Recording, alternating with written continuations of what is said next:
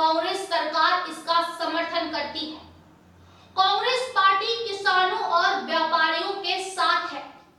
बिकाऊ नहीं टिकाऊ चाहिए, गद्दार नहीं कमलनाथ की सरकार चाहिए। 11,500 किसानों का कर्ज माफ हुआ है कमलनाथ सरकार में। ग्वालियर चंबल क्षेत्र से किसानों का कर्ज हुआ माफ, बिजली के बिल हुए माफ। भाजपा सरकार किसानों को बीमा नहीं दे पा रहे हैं। लगातार सरकार कर्ज पे कर्ज ले रही है। उपचुनाव को लेकर झूठी घोषणाएं और झूठ का पिटारा खोल रहे हैं। लोग वहाँ पूजा पाठ करें, आरती करें, इसमें क्या दिक्कत है सरकार को? जब बाकी सब चीज़ें अलाउ कर दी आपने, बसें अलाउ कर दी, शादियाँ अलाउ कर दी आपने, जो शादी हॉल थे उसमें एक्टिविटी शुरू करा दी, तो इसमें क्या है? सोशल डिस्टेंसिंग की सब चीज़ें हो सकती हैं। और इसके लिए मैं 27 तारीख को हम इस मामले में ज्ञापन भी देने वाले हैं। कर्जा माफ़ किया था किसानों का, वो बातें चलेगी। जो बिजली का बिल 100 रुपये 100 यूनिट आया, जो आज हज़ारों का आ रहा है, ये सब चीज़ें वहाँ चलने वाली है। युवाओं को जो 70% रोजगार उन्होंने प्राइवेट इंडस्ट्रीज़ में देने का नियम लेके आए थे, जो 27% ओबीसी को मिले रिजर्वेशन, इसकी बात की थी, जो कोर्ट में, हाई कोर्ट में बार बार फेल होना है, फिर निर्णय आया कि नहीं 27% नहीं होगा, तो ये ओबीसी के बीच में ही जाएगा। तो ये जो सब चीज़ें हैं ये वहाँ पे चलेंगी। और जो कमलनाथ जी के इस टेन्योर में जो लगभग 1 साल का होता है, उसमें जीडीपी में हिंदुस्तान में नंबर 1 पे आया है मध्य प्रदेश 19%, और सेकंड नंबर पे महाराष्ट्र है, वो 5%।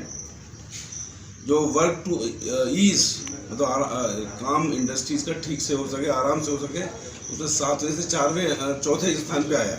ये सब बातें चलने वाली, जिसमें युवाओं को रोजगार मिलने वाला है। सर, उपचुनाव के पहले सरकार कह रही है कि 25,000 जो पद है वो भरने जा रही है। ये कह रहे हैं वो पैसा है नहीं इनके पास, 1,000 करोड़ रुपए अभी लोन ले रहे हैं, किसानों को दे नहीं पा रहे हैं, बीमा राशि में 1-2 रुपये दे रहे हैं। पैसा है कहाँ? कोरोना में ऑक्सीजन मिल नहीं रही है, पैसा है नहीं, ऋण ले रहे हैं। ये 25 पद भी नहीं भर पाएंगे, केवल 28 जो चुनाव है उसके लिए ये झूठी घोषणाएं। और ये पिटारा खोला है इनने, कहा गया कि पिटारा खोला, तो जैसे वो सांप निकलता है ना पिटारे में, दिखा के बंद कर देते हैं। ये चुनाव के पहले जो ऐसा दिखा रहे हैं, बाकी एक पद भी नहीं भर पाएंगे। अगर था तो इस 6 महीने के अंदर भरते ना। आपने 6 महीने में सरकारी नौकरियों से जो संविदा कर्मचारी ये थे, जो आउटसोर्स थे, इनको निकाल दिया, और प्राइवेट इंडस्ट्रीज में भी लोग अपनी नौकरियों से बाहर हो गए, तो उसको तो आप संभाल नहीं पाए। ये पद कहाँ से भर देंगे? ये केवल चुनावी घोषणा है। सर, अभी जैसे मूर्तियाँ जब्त कर ली गई है, हिंदू इसी सरकार की आती है भाजपा, लेकिन आज इन्हीं की सरकार में मूर्तियाँ जब्त की जा रही हैं। निश्चित तौर पर ये बहुत ही दुखद प्रसंग है कि पहले गणेश जी के समय भी मूर्तियाँ नहीं बिठाई थी पंडालों में, लेकिन बड़े बड़े पंडाल की परमिशन इन्होंने दी राजनीतिक पार्टियों को, खुद की पार्टी को। दूसरा, प्रजापति समाज से जुड़ा हुआ है, साल में 2 बार, एक गणेश जी और दूसरा दुर्गा उत्सव, इसमें ये मूर्तियाँ बनाते हैं और ये उसको बेचते हैं, और उससे इनका साल भर चलता है। उस पर कुठाराघात है, और इसलिए हमने मांग की। मैंने विधानसभा में कहा था कि 10 फीट कम से कम मूर्ति बनाने दी जाए, जो प्रजापति समाज में बहुत से लोगों ने बना ली, और 450 फीट का पंडाल लगाने की अनुमति दी जाए, और सोशल डिस्टेंसिंग से लोग वहाँ पूजा पाठ करें, आरती करें, इसमें क्या दिक्कत है सरकार को?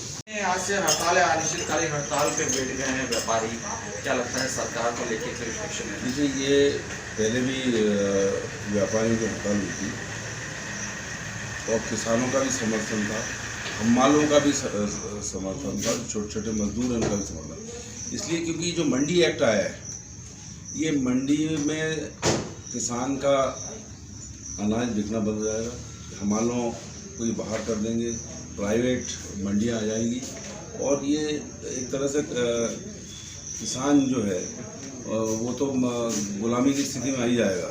उसका पूरी ज़मीन का जो सामान है, बड़ी बड़ी कंपनियां सीधे खेत से उठाएंगी, रिलायंस टाइप की, और जो उनकी मर्जी आएगी वो उनको दाम देंगे। एमएसपी का भी उसमें है नहीं कहीं जिक्र, जो एक्ट आया है पूरे हिंदुस्तान में इसका विरोध हो रहा है। और पहले भी व्यापारियों ने हड़ताल की थी। और ये छोटा व्यापारी जो मंडियों में काम करता है ये भी घर बैठ जाएगा। कांग्रेस इसका समर्थन करती है इन व्यापारियों को, इनकी मांगें पूरी की जानी चाहिए।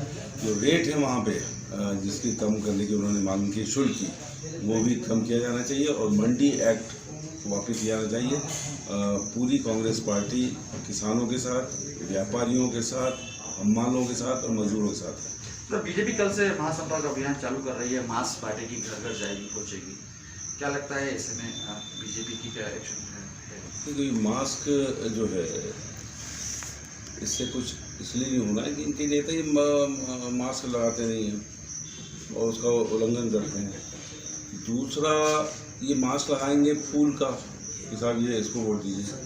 लेकिन हमने मास्क जो देना शुरू किया है, ग्वालियर शुरू किया है, हमारा मास्क भी है वहाँ पर कि बिकाऊ नहीं टिकाऊ चाहिए, गद्दारों की नहीं कमलनाथ की सरकार चाहिए।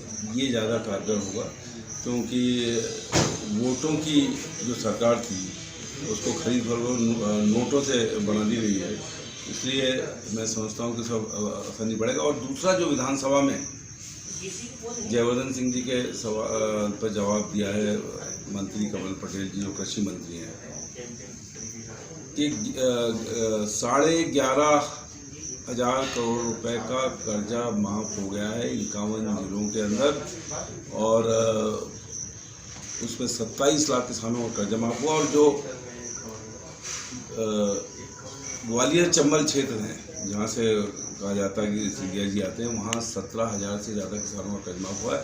तो ये बात चलेगी कि ये सफ़ेद झूठ बोल रहे थे, ये झूठ बोल रहे थे और इसलिए ये चलेगा, वो चलेगा। पोस्टर इसकी देवी जी की बात भी करेंगे और दिवाली तक जो त्यौहार चल रहे हैं उन सबकी बात करेंगे। दोस्तों, मैं वीडियो देखने से पहले आपसे एक रिक्वेस्ट करूंगा कि यदि आपने मेरे चैनल को अभी तक सब्सक्राइब नहीं किया है, प्लीज़ सब्सक्राइब कर लें और बेल का आइकन दिखे उस पर भी क्लिक कर लें।